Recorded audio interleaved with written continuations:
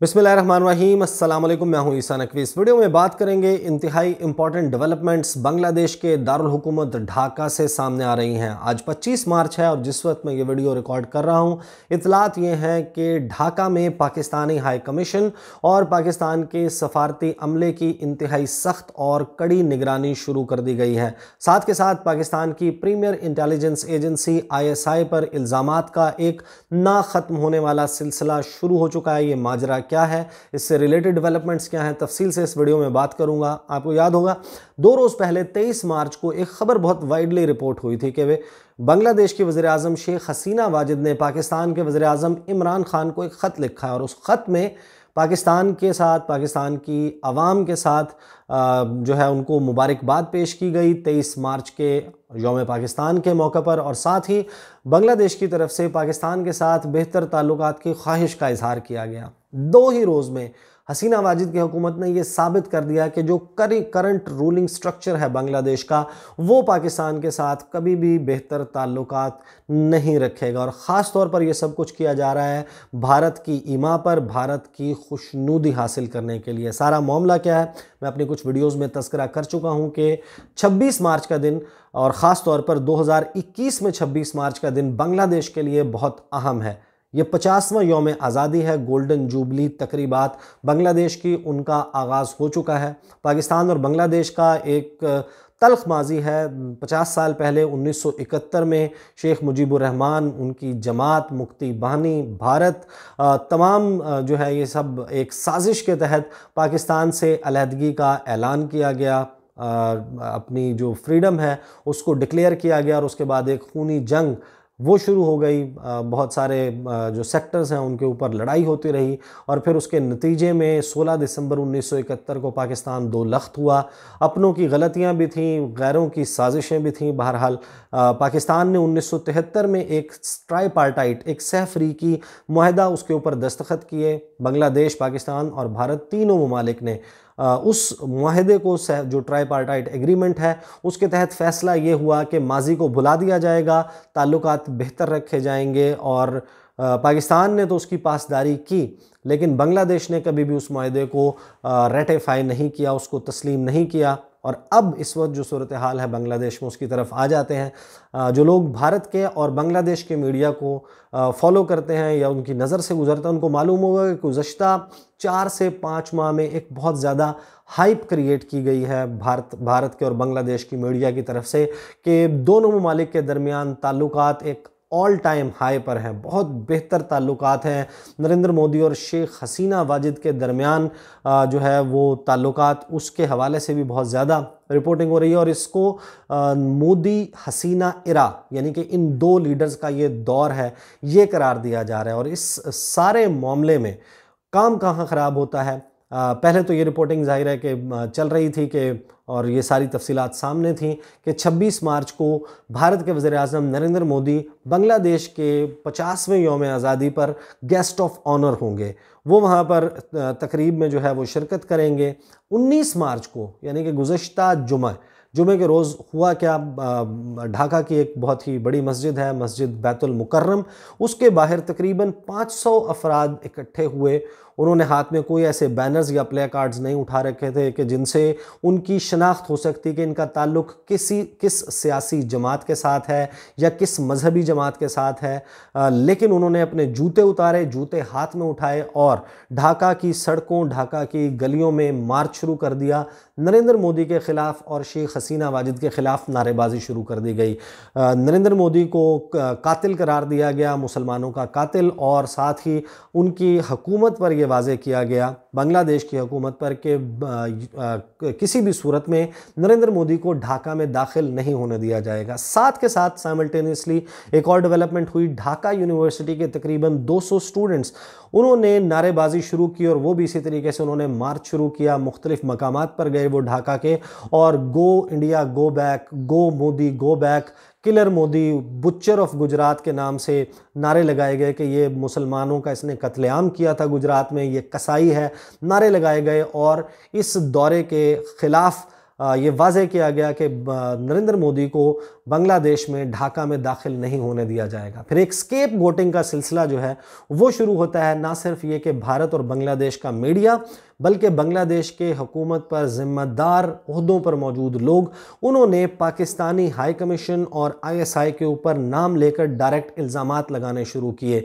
जो उन्होंने ज़राए के साथ जो उनका मीडिया कोट कर रहा है वो ये कि सर्वेलेंस बहुत सख्त कर दी है, निगरानी की जा रही है इस वक्त पाकिस्तानी सफारती अमले की, और पाकिस्तानी सफारती अमले के ऊपर एक चेक रखा जा रहा है और इल्ज़ाम जो है वो लगाया जा रहा है कि सीक्रेटली फंडिंग की गई है पाकिस्तान की तरफ से एक ऐसे ग्रुप को। अब इसमें इसकी तफसील में जब आप जाते हैं तो आपको पता चलता है कि कुछ वक्त के बाद ही फिर ये सामने आ गया कि हिफाजत-ए-इस्लाम एक प्लेटफॉर्म है बांग्लादेश का, 2010 में इसको बनाया गया था।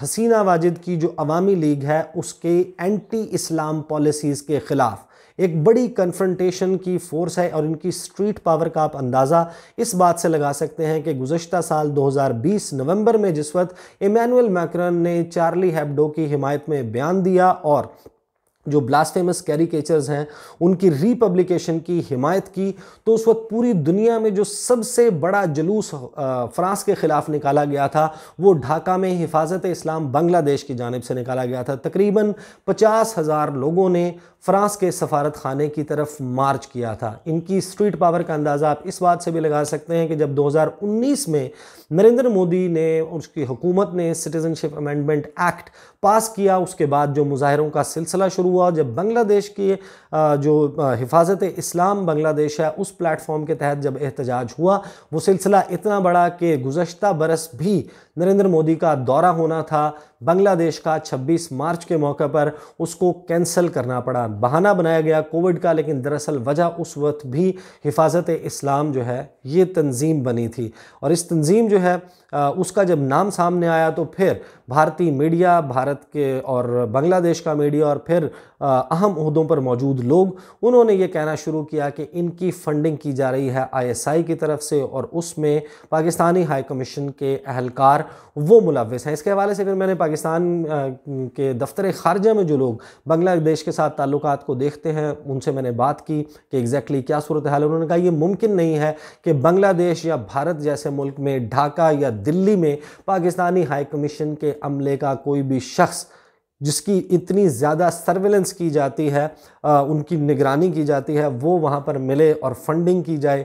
ये जो पाकिस्तान है वैसे भी 1973 के ट्राईपार्टाइट एग्रीमेंट पर मुकम्मल तौर पर कारबंद है, और ये जो सारा सिलसिला है ये सिर्फ ब्लेम पासिंग के लिए किया जा रहा है। बांग्लादेश में एक रिजेंटमेंट जेन्युइनली मौजूद है नरेंद्र मोदी के ख़िलाफ़, और वो उभर कर जो है वो सामने आ रही है। एग्जैक्टली हुआ क्या, मैं आपको एक दो चीज़ें जो है वो मेंशन कर देता हूँ कि इस वक्त जो ट्वीट्स चल रही हैं, एक जो इनके बांग्लादेश के जो उनकी स्टूडेंट्स लीग है, अवामी लीग का जो स्टूडेंट्स विंग है, उसके लीडर हैं अल नहयान खान जॉय, उसके जो प्रेसिडेंट हैं, उन्होंने पाकिस्तान के हवाले से, ISI के हवाले से नाम लेकर जो है ट्वीट किया। उन्होंने लिखा hashtag secret funding by hashtag Pakistan for Hifazat, hashtag Hifazat-e-Islam. उसी प्लेटफॉर्म का नाम लिया। Through the crooks of ISI secular Bangladesh will not support any extremist groups on any extremist groups, और आगे फिर उन्होंने लिखा शेम ऑन पाकिस्तान। फिर उन्होंने मुख्तलिफ लोगों को इसमें टैग किया।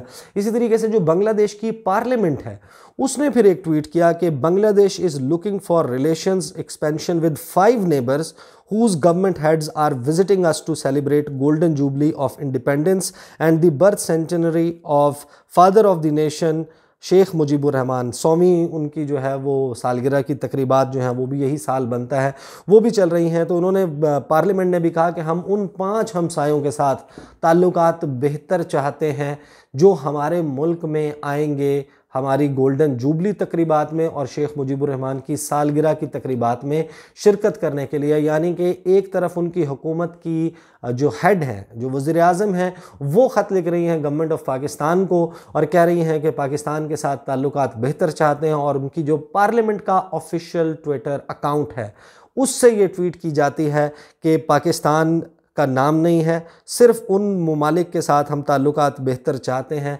जिनके हेड्स ऑफ गवर्नमेंट या हेड्स ऑफ स्टेट शिरकत करेंगे। आप जाकर इनके ट्विटर अकाउंट पर देख सकते हैं। ये है जी @JATIYO शंगसाद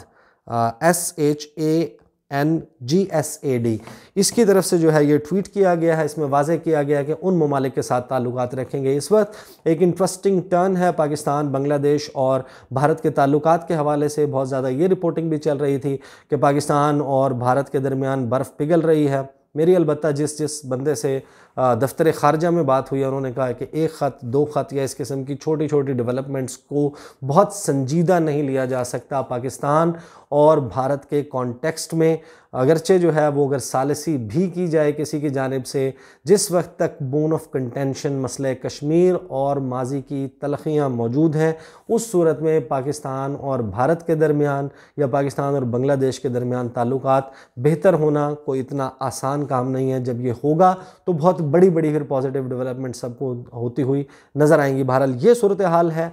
26 मार्च बहुत अहम होगा। दौरा हो पाता है, किस किस्म की उस वक्त सूरत हाल रहती है, क्या कोई सिक्योरिटी सिचुएशन क्रिएट होती है बांग्लादेश में, इस पर मैं नज़र रखूँगा। इसके हवाले से बात करता रहूँगा। एक डेवलपिंग स्टोरी और फिर जो मैसेजिंग की जाएगी इस मौके पर पाकिस्तान के हवाले से अगर कोई गुफ्तगू होती है, उसके हवाले से भी इंशाल्लाह आपके साथ मेरे चैनल के ऊपर राब्ता रहेगा। मैं आपके साथ वो डिटेल्स भी शेयर करूँगा। अगली वीडियो में आपके साथ मुलाकात होगी। मुझे इजाज़त दीजिए। अल्लाह हाफ़िज़।